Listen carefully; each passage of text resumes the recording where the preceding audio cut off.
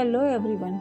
आज मैं आपको हिंदी साहित्य में काव्यात्मक सौंदर्य बढ़ाने वाले तत्व रस के भेदों के बारे में बताने जा रही हूँ। रस के भाग 1 वीडियो में मैंने आपको रस क्या है, इसके अवयव कितने हैं व इसके कितने भेद होते हैं, इसकी जानकारी दी थी। आज मैं आपको रस के सभी भेदों को उदाहरण के साथ स्पष्ट करूँगी।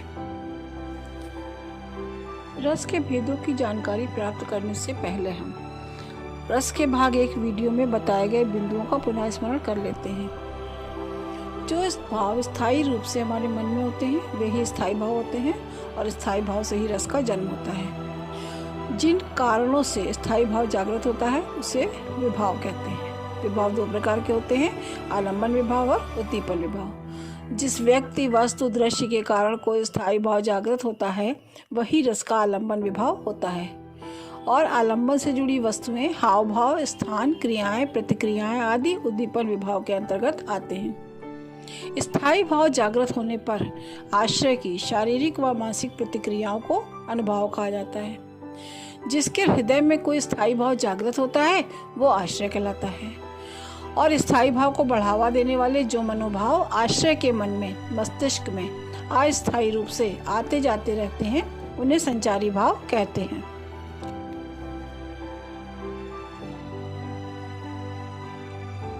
हमने आपको रस और उनके स्थायी भावों के बारे में बताया था।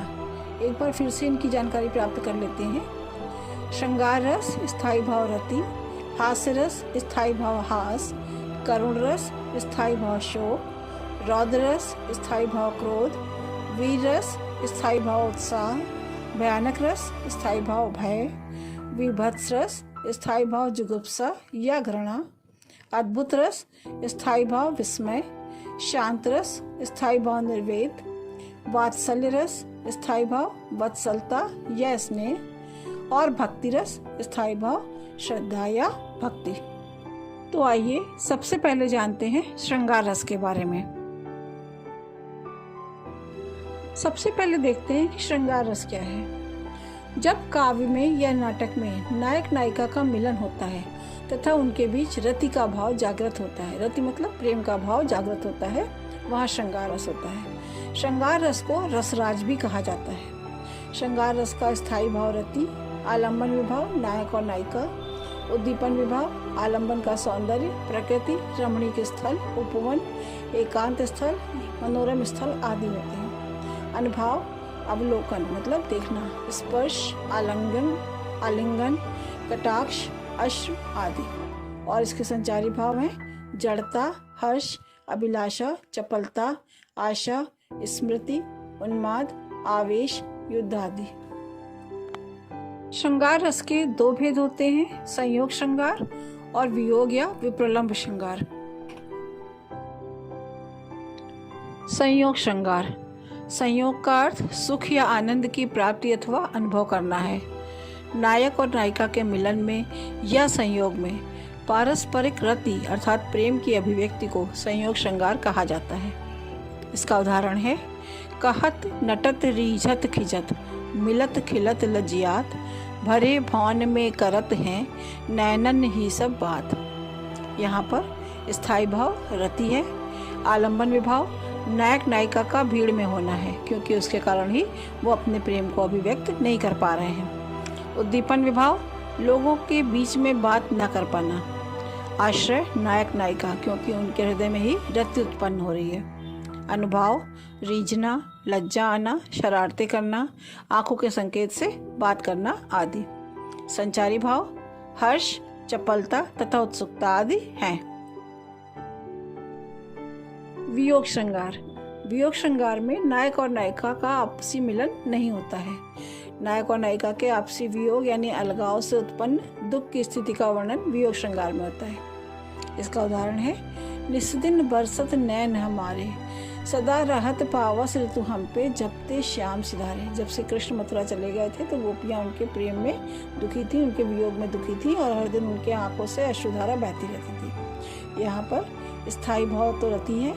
आलंबन विभाव कृष्ण है क्योंकि कृष्ण के प्रेम में गोपियों को दुखी रहना पड़ रहा है। उद्दीपन विभाव कृष्ण का गोपियों से दूर चले जाना। आश्रय गोपियाँ, अनुभाव आंखों से अश्रु बहना, उदासी, और उदासी चिंता दुख शंका आदि इसके संचारी भाव हैं। हास्य रस।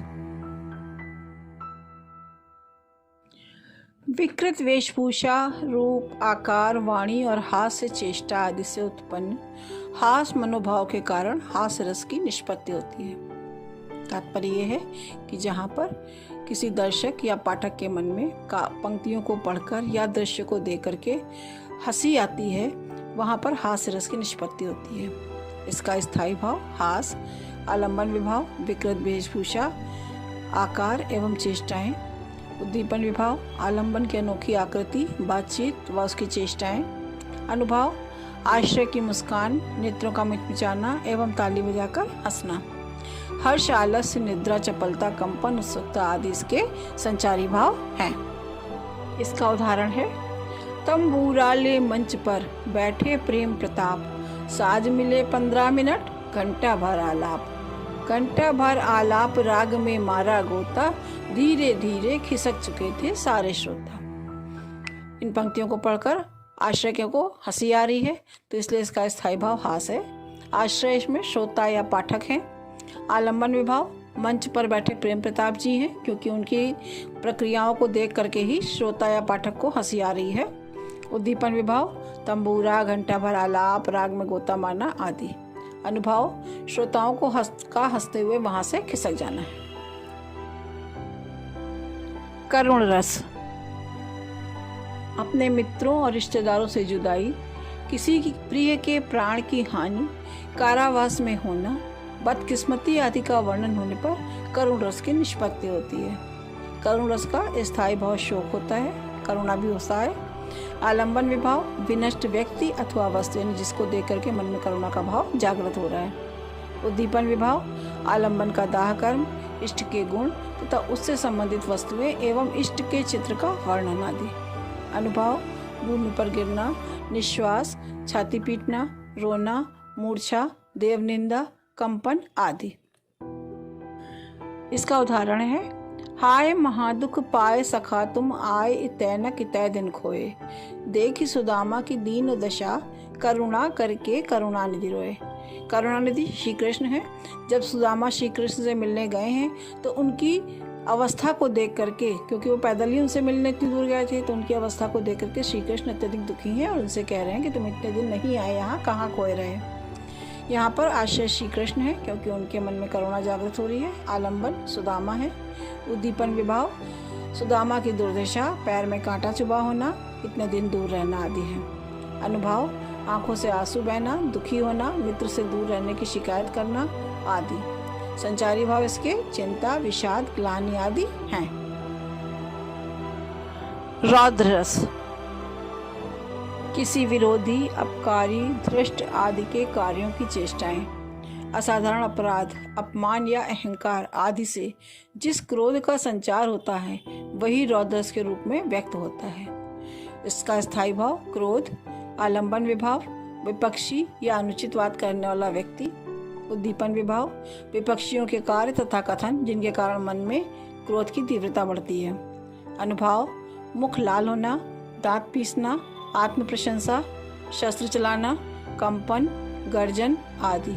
इसके संचारी भाव आवेश, उद्वेग, स्मृति, मद, मोह आदि हैं। इसका उदाहरण है रे नर बालक काल बस, बोलत तो ही न संहार, धनु ही सम त्रिपुरारि धन, विदित सकल संसार। जनक की सभा में टूटे हुए शिव धनुष को देख करके परशुराम जी क्रोधित होकर के सब राजाओं से पूछ रहे हैं कि किसने तोड़ा है, और वो कहते कि नहीं बताने पर मैं सभी राजाओं को मार दूंगा। तो लक्ष्मण जी को अच्छा नहीं लगता है और वो उनसे बार बार कुछ न कुछ उत्तर प्रत्युत्तर करते रहते हैं, जिसको सुनकर परशुराम जी का क्रोध बढ़ जाता है और वो कहते हैं कि हे राजा के बेटे, तुम मृत्यु के अधीन होकर के ही संभल कर नहीं बोल रहे हो। धनुइयों के समान शंकर जी का धनुष नहीं सारा संसार जानता है। यहाँ पर स्थायी भाव क्रोध है। आश्रय परशुराम, क्योंकि उनके हृदय में क्रोध जागृत हो रहा है। आलंबन विभाव धनुष के टूटे टुकड़े। उद्दीपन विभाव लक्ष्मण का बार बार उत्तर प्रत्युत्तर करना। अनुभाव मुख लाल होना, फरसा उठाना, आंखें लाल होना, क्रोध में बोलना।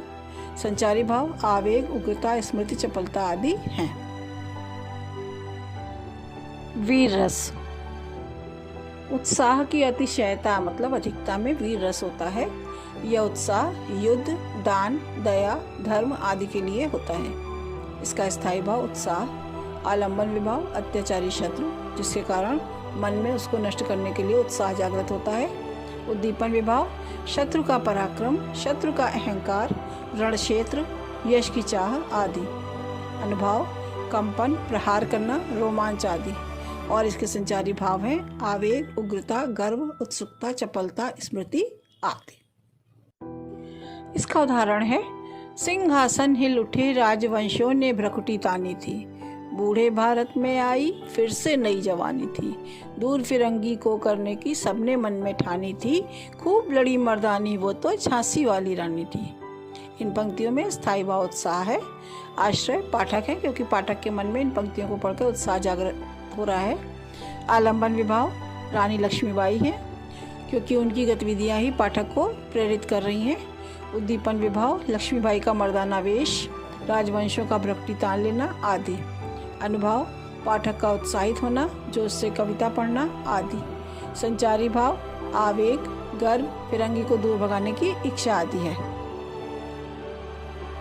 शांत रस संसार की असारता, सांसारिक वस्तुओं की नश्वरता का ज्ञान तथा ईश्वर के प्रति अनुराग की भावना या प्रकृति का मनोहारी वर्णन हृदय में शांत रस का संचार करता है। इसका स्थायी भाव शम अथवा निर्वेद है। आलंबन संसार की असारता, परमार्थ या प्रकृति। उद्दीपक सत्संग, धर्म के उपदेश, प्राकृतिक दृश्य। आश्रय वैराग्य भावना प्राप्त व्यक्ति या प्रकृति का दर्शक। अनुभाव है रोमांच, पुलक आदि। और हर्ष, स्मृति, निर्वेद आदि इसके संचारी भाव हैं। इसका उदाहरण है चारु चंद्र की चंचल किरणें खेल रही थी जलथल में, स्वच्छ चांदनी बिछी हुई थी अवनि और अंबर तल में। यहाँ पर स्थायी भाव शम है। आलंबन चांदनी रात है।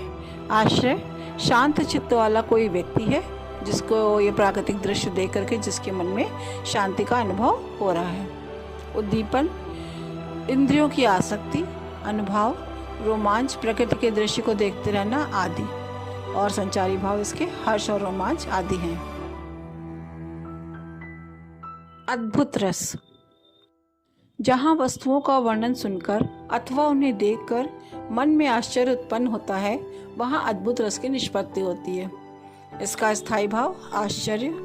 आलंबन विभाव आश्चर्यचकित करने वाला पदार्थ या व्यक्ति। उद्दीपन विभाव अलौकिक वस्तुओं के दर्शन, श्रवण, कीर्तन आदि। अनुभाव दांतों तले उंगली दबाना, आंखें फाड़कर देखना, रोमांच, अश्रु आना, कांपना, गदगद होना आदि। संचारी भाव है उत्सुकता, आवेग, भ्रांति, धृति, हर्ष, मोह आदि।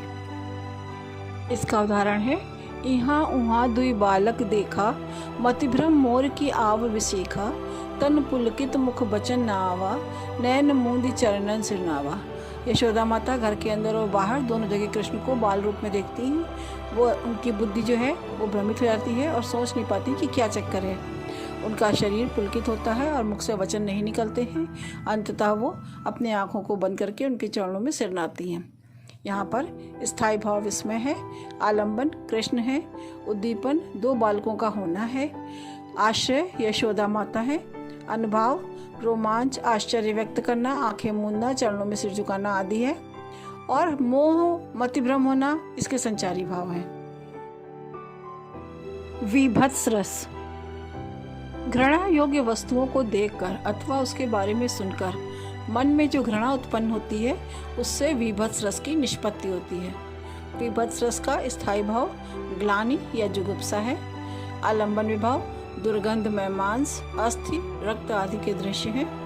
उद्दीपन विभाव रक्त मांस का सड़ना, उसमें कीड़े पड़ना, दुर्गंध आना, पशुओं को इन्हें नोचना, खसोटना आदि है। अनुभाव नाक को टेढ़ा करना, मुंह बनाना, थूकना, आंखें मीचना इत्यादि।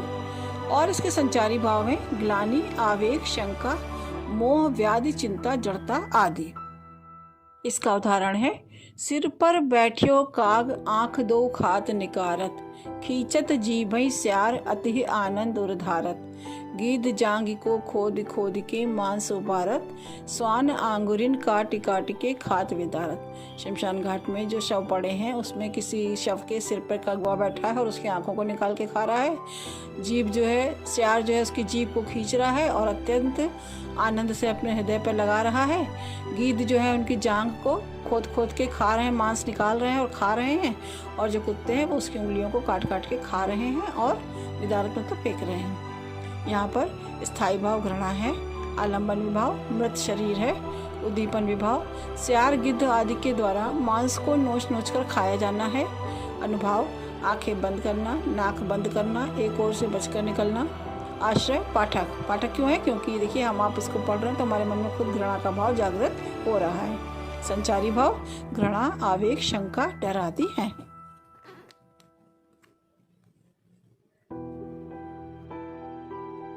भयानक रस, भय की अधिकता में भयानक रस की निष्पत्ति होती है। भयानक रस का स्थायी भाव भय होता है। आलंबन विभाव सभी भय उत्पन्न करने वाली वस्तुएं या व्यक्ति हो सकते हैं, जैसे कि चोर, सर्प, शून्य स्थान, भयंकर वस्तु का दर्शन, भय पैदा करने वाले जानवर, आग का लगना आदि। उद्दीपन विभाव भयंकर वस्तु का स्वर, अंधकार का डरावनापन, भयंकर चेष्टाएं आदि। अनुभाव घबराना, मूर्छित होना इत्यादि।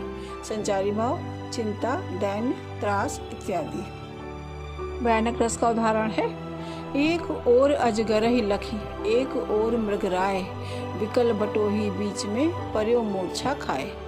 यहाँ पर स्थायी भाव भय है। आलंबन विभाव अजगर और सिंह है, क्योंकि अजगर और सिंह को देख करके ही बटोही मतलब यात्री के मन में भय उत्पन्न हुआ और वो मूर्छित हो गया। उद्दीपन विभाव दोनों ओर डरावने जानवरों का होना। आश्रय यात्री जिसके मन में भय जागृत हुआ। अनुभाव घबराना, मूर्छित होना। और संचारी भाव है दैन्य, चिंता, त्रास आदि। वात्सल्य रस छोटे शिशु, पुत्र, शिष्य आदि के प्रति जब प्रेम प्रकट होता है तो वात्सल्य रस की पुष्टि होती है। इसका स्थायी भाव वत्सलता या स्नेह होता है। आलंबन पुत्र, शिशु एवं शिष्य होते हैं जिनके प्रति मन में प्रेम का भाव जागृत होता है।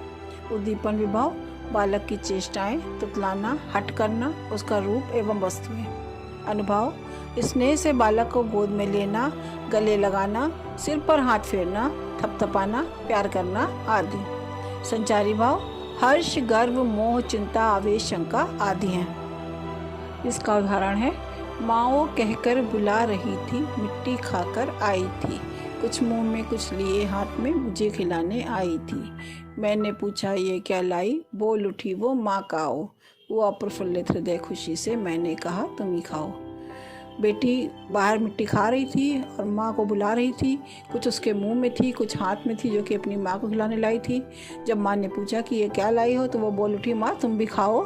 और मेरा कवित्री का हृदय जो है खुशी से प्रफुल्लित हो गया, यानी कि उत्साहित हो गया, और उसने अपनी बेटी से कहा कि तुम ही खाओ, मतलब मिट्टी तुम ही खाओ। यहाँ पर स्थायी भाव वत्सलता है। आलंबन बेटी है। उद्दीपन बेटी के हाथ में मिट्टी होना, उसका तुतलाकर बोलना आदि है। आश्रय माँ है, क्योंकि माँ के हृदय में बेटी के प्रति वात्सल्य जागृत हो रहा है। अनुभाव हृदय प्रफुल्लित होना, बेटी से खुद खाने को कहना, हाथ दिखाने के लिए कहना आदि। हर्ष, मोह, ममता आदि इसके संचारी भाव हैं।